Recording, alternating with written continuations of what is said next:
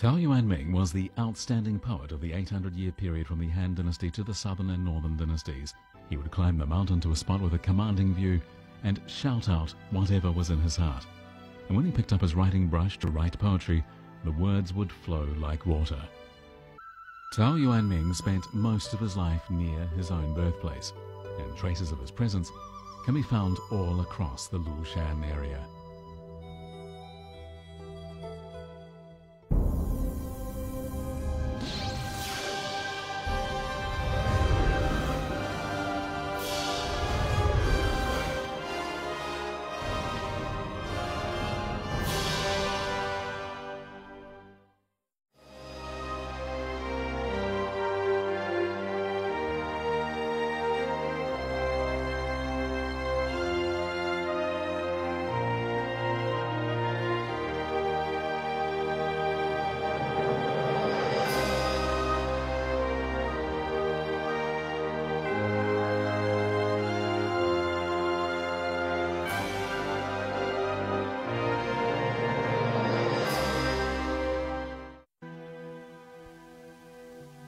Tao Yuanming was finally able to turn his back on the world in the year 405. In that year, he returned to the place of his birth, never to leave again. And although it was never his intention, his return home would have a significant impact on the cultural history of China. In fact, that impact would be felt in two ways. First, Tao Yuanming exemplified the ideal of living in an idyllic setting in harmony with nature, as opposed to the otherworldliness rooted in the abstruse philosophy of dark learning cultivated by most recluses at that time. At the same time, the pastoral poetry that Tao Yuanming pioneered became deeply rooted in the culture of LUSHAN, and with time, it became one of the most important schools of Chinese poetry. 这一方田园在哪里？它可能离庐山不远，但它离人心更近。每一个人在心中，不管你现在有没有土地，有没有山林，都可以唤醒一座田园。因为在这里，人感受到的是那样一种对于整个世界规则的顺应，没有了较劲，没有了那么多的茫然。陶渊明在他的园子里面，可以坐指高荫下，不指闭门里，好味之园魁，大欢之至子。有儿女绕膝，有点自留地里的蔬菜，在高高树荫底下坐着一乘凉，小柴火门一关，这就是神仙的日子。如果你心存淡远，你就算是在闹市之中，你都不失为一个大隐。陶渊明开创了中国隐逸文化之首。As Tao Yuanming himself said, I built my hut near people, yet never hear carriages or horses. How can that be, you ask? Since my heart abides in the wilderness, the world fades.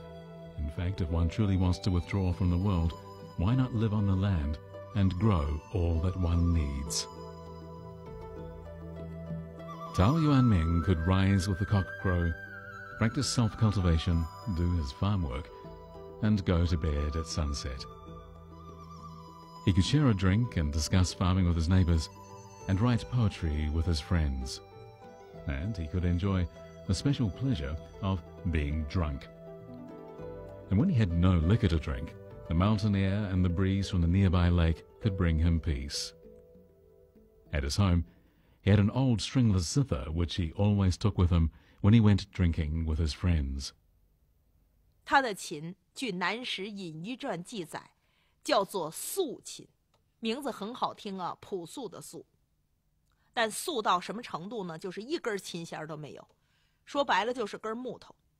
他能抱着这根木头弹得涕泗滂沱，自己喝多了就跟朋友说：“我醉欲眠卿可去，我喝多了你们先走。”这样的行为，他的千古之音。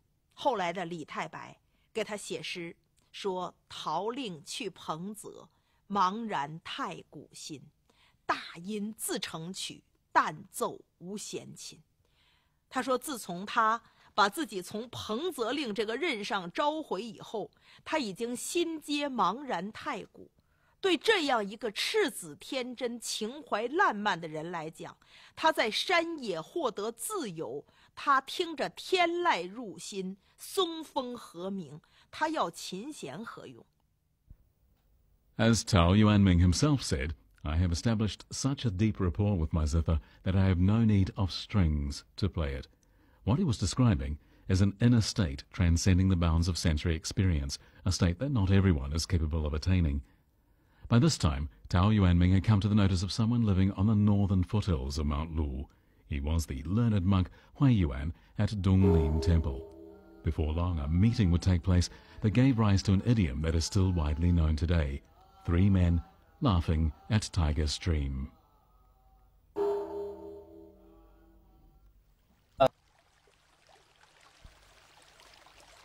In front of Donglin Temple there flowed a small stream. It was called Tiger Stream because, so the story went, Huai Yuan had once tamed a ferocious tiger beside it. Whenever guests departed from the temple, he would accompany them to the stream, but no further. However, when Tao Yuanming and the Taoist master Lu Jingxiu were leaving, the 3 men were so engrossed in their conversation that Huai Yuan inadvertently crossed the stream, whereupon, so it is said, his tiger roared. This caused the 3 men to laugh, and they bid farewell in good spirits.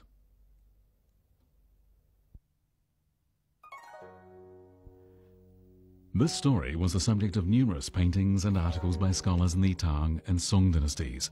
The 3 men represented China's 3 great religious traditions: Confucian, Taoist, and Buddhist. In the Ming dynasty, the Changhua emperor used this tale as the subject of a painting that would become one of the most famous in Chinese history. Its purpose was to express the emperor's wish that Confucianism, Buddhism, and Taoism should unite and all the people in the country live in harmony.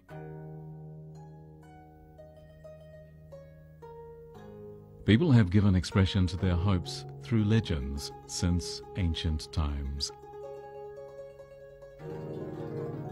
Tao Yuanming was in his 40s when he went into seclusion.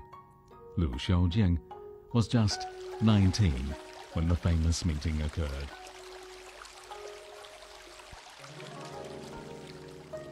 Historically, there's no doubt at all that Tao Yuanming and Huai Yuan knew each other, although historical record suggests that Tao Yuanming's home was a considerable distance from Donglin Temple. Tao Yuanming was a man of great integrity, and Huai Yuan was a man of profound learning. Their common cultural interests were the basis of their friendship. They enjoyed each other's company and they spent a lot of time together. So when Huai Yuan founded the Pure Land School and asked 123 people to join him and pledge their belief in Buddhism, he extended the invitation to Tao Yuanming. But Tao declined, saying his fondness for drinking was such that he would be unable to give it up. Huai Yuan's response was to exempt Tao Yuanming from the rule that forbade bringing alcohol into the temple. But even then, Tao Yuanming couldn't bring himself to join the Pure Land School. He questioned the principle of reincarnation. He once stated in a poem, "One's life ends with death, and one should entrust one's body to a mountain grave. What is important is to enjoy the pleasures of this life and be true to yourself."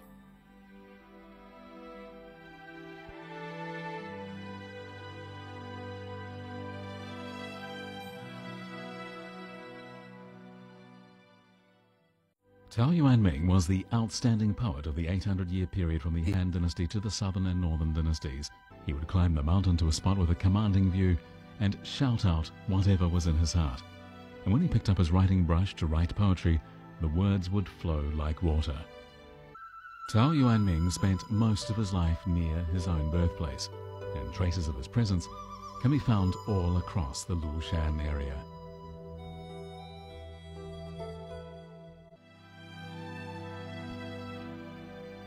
Tao Yuanming's character was unrestrained. He would climb the mountain to a spot with a commanding view and shout out whatever was in his heart. And when he picked up his writing brush to write poetry, the words would flow like water. In his poems, he revisited his former homes in Dongao, Sichuan, and the Kangwang Valley. The mist-shrouded peaks of Mount Guanglu could be faintly discerned in his writing. In countless poems, in terms that were perfectly natural and simple, he described his vegetable garden. Mount Lu was the center of his world, yet in none of his surviving poetry does the name LUSHAN appear. Why is that? 陶渊明这一辈子没有远离过庐山，有时候他称它南山，有时候他称它西山，因为他几次生活的迁徙都围绕在这个周围。但是你看，他偏偏没有称过它庐山，他没有一次提到庐山的名字，这是一种忘却，这是一种淡远。他不需要拿着这座山给他一个名分，给他一种炫耀，给他一种和自己明确的关联。陶渊明在这个世界上隐逸的文化是什么呢？是他尽可能的模糊掉了他与世界的关联。当他终于成为一个自由自己的时候，他不需要世界给他名分，他也不需要炫耀他跟世界的关联。我猜想，这就是他这一辈子没有明确提过庐山的一个理由。他所看见的庐山是什么呢？也许有云雾，也许有暮霭，他看见的是淡淡的一座远山，是他生命里的一道景片而已。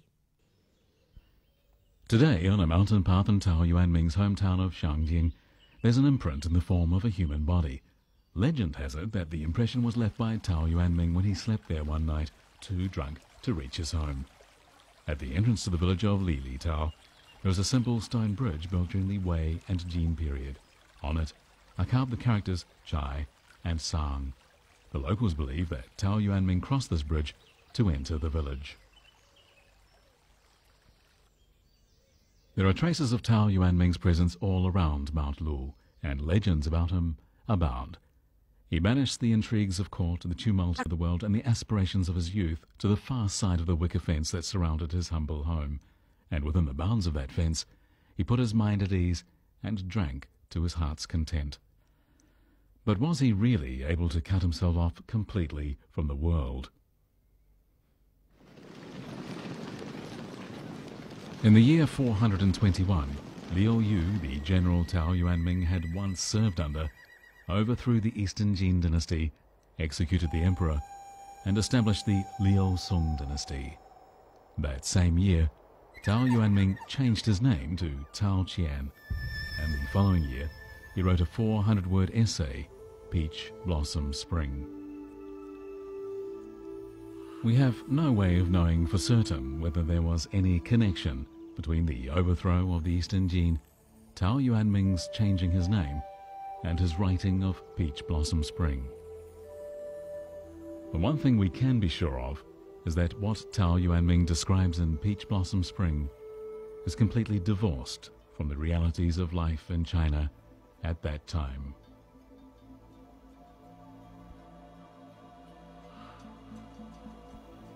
Everything he describes evokes a sense of unreality, of living outside history, not knowing about the distant past and not caring about the recent past. He writes of broad level expanses of land, neatly arranged cottages, fertile fields bounded by ponds and groves of mulberry trees and bamboo, raised pathways between fields, the sounds of cocks crowing and dogs barking, adults who never lose their childlike innocence, genuine friendships between neighbours, and killing a chicken and having a feast whenever guests visit. The background to this essay is the universal ideal of village life that still prevails today. The reality it depicts is of village life that is without exploitation, oppression, or interference by government officials, a life that is impervious to changes occurring in the outside world.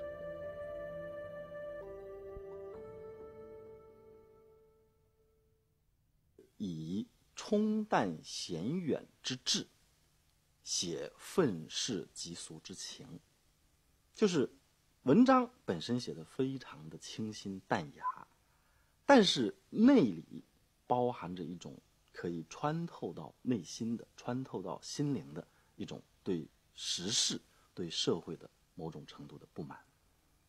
可是他没有直接的用语言表面化的表达出来。所以这样的文章就可以使我们在阅读的过程中非常自然的进入到它里面去，与世无争，不受任何世事的纷扰的影响。陶渊明的《桃花源记》是用非常质朴淡雅的语言写出了中国人共同的一个对于家园的想象和理想。In 1516, the publication of Utopia by the Englishman Thomas More created a sensation. In 1933, the publication of Lost Horizon by the British writer James Hilton brought him worldwide fame and introduced the world to Shangri-La. These two books and Peach Blossom Spring share a lot in common. All three describe an ideal world without exploitation or oppression, where people live and work in peace and contentment, and their hearts are free from worry and torment. Peach Blossom Spring was written 11 centuries before Utopia and over 1,500 years before Lost Horizon. It seems that for centuries there has been a never-ending debate among scholars over whether such a place has or could actually exist.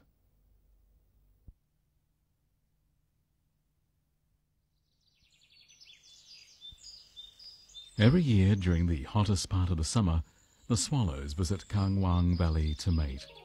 The rhythmic chirpings of their hatchlings fill the valley with music. Kangwang is the longest valley west of Lushan's principal peak. From Tao Yuanming's home, you only have to cross a single rise to reach it. It is a deep valley that follows the course of a narrow river. It is a place where green willows and blossoming flowers bring gorgeous colors to the landscape. Deep in the valley, a spring tumbles down a cliff with the drops of water glistening like pearls in the sunshine. This is Gulian Spring, the most famous spring on Lushan. In the Tang dynasty, Lu Yu, the man revered as the sage of tea, called it the finest spring in the world, with water that is sweet and cool and incomparably refreshing.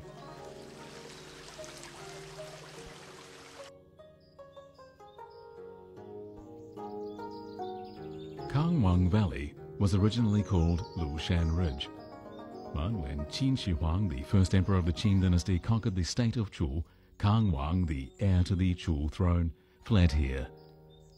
In the heavy rain, he managed to evade the pursuing Qin army, and the prince spent the rest of his life here, living in seclusion. This is how it got its name. This tale tallies closely with an account written by Tao Yuanming. Tao Yuanming was the outstanding poet of the 800-year period from the Han dynasty to the southern and northern dynasties. He would climb the mountain to a spot with a commanding view and shout out whatever was in his heart. And when he picked up his writing brush to write poetry, the words would flow like water. Tao Yuanming spent most of his life near his own birthplace, and traces of his presence can be found all across the Lushan area.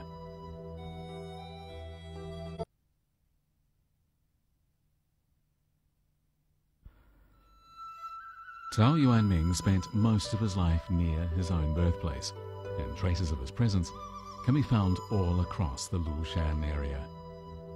There are numerous places on the mountain that, so the locals believe, were once visited by Tao Yuanming. On one occasion, he walked deep into the Kangwang Valley.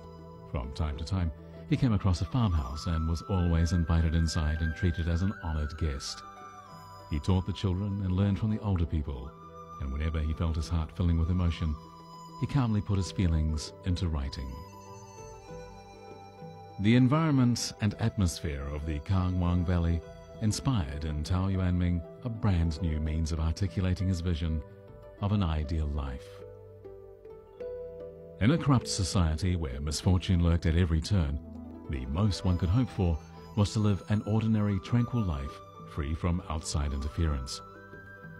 Of course, Peach Blossom Spring is, in essence, wishful thinking, but its beauty raised the ideals and sense of values of ordinary people to a new height. It elicited a yearning in readers who believed that they could achieve such a state if only they made the effort. However, Tao Yuanming, who harbored this ideal in his heart, was eventually worn down by the hardship of life.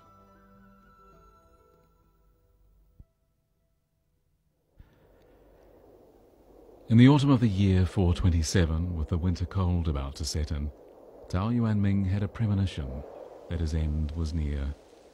Calmly he sat down and wrote his last works in the form of 3 poems and the essay Sacrifice for Myself.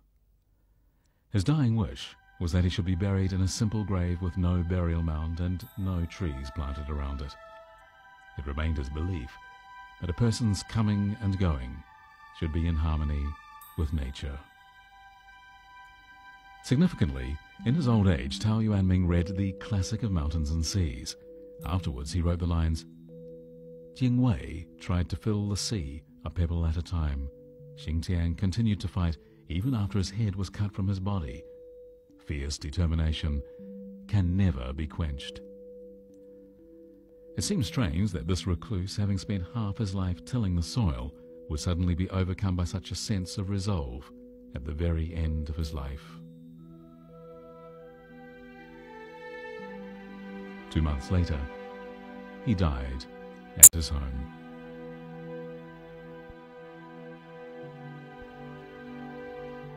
Tao Yuanming's passing didn't attract much attention at the time.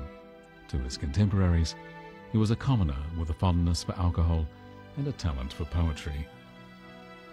The Southern Dynasty scholar Liu Xie failed even to mention him in a major history he wrote of the important writers and works of the period. However, as time passed, Tao Yuanming's poetry began to exert an influence. Since the Tang Dynasty, he's been held in high esteem by poets. Li Bai was a particular admirer. He wrote of his deep regret at never having met him in person.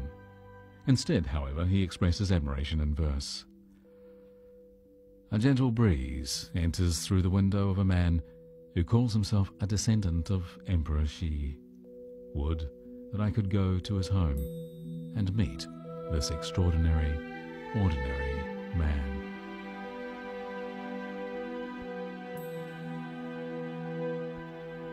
The 11th century Song Dynasty scholar official Ouyang Xiu described Tao Yuanming's going home as the only outstanding essay to come out of the Jin Dynasty.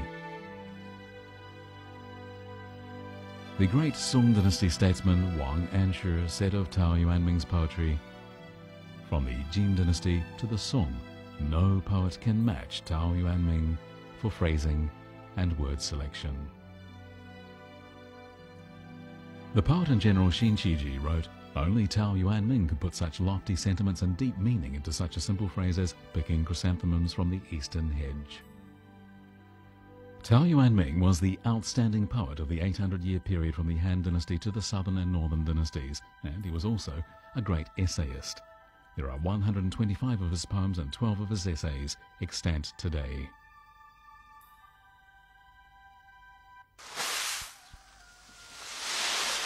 The village where Tao Yuanming spent much of his life still lies at the foot of Mount Lu.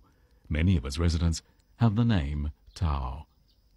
They venerate their genealogy, and they proudly refer to it to prove they are descendants of Tao Yuanming.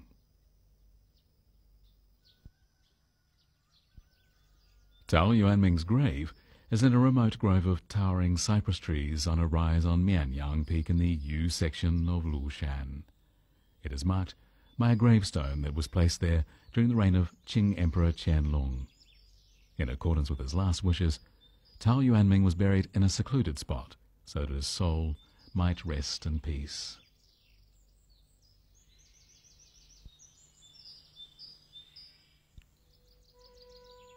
Despite the passage of many centuries, Tao Yuanming has never disappeared from the popular consciousness. His poems, filled with the spirit of solitude, became the fountainhead of the tradition of pastoral poetry. He is celebrated as a poet who used his life and his writing to illuminate a universal human predicament, the contradiction between seeking personal gain and self-realization. In the end, he esteemed the aspiration of the individual to conquer the desire for power and fame. He showed those who came after him how a person blocked at every turn could become a great writer.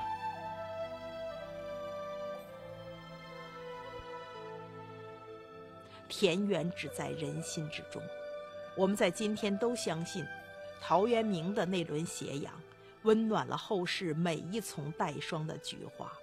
他的南山自现，不仅仅是他离着匡庐近，而是因为他的眼光远。如果你愿意成为陶渊明，也许今天在你的都市，穿越水泥丛林，向着庐山远眺，你也可以说采菊东篱下，悠然见南山。 Thanks to Tao Yuanming, Mount Lu would never again go unnoticed. The traces left on the mountain by this man of such inner greatness transformed it into a sacred mountain where later generations of recluses and writers would come to explore and pay their respects. For many hundreds of years, Chinese intellectuals were unable to find a spiritual home. Some were lifelong loyalists to the monarchy, others drifted with the historical tide. At the same time, they yearned for a life of tranquility in nature. And to those scholars who explored the world, Lushan was like a faithful friend waiting for them. The mountain, having stood for thousands of years, was a solace in their solitude.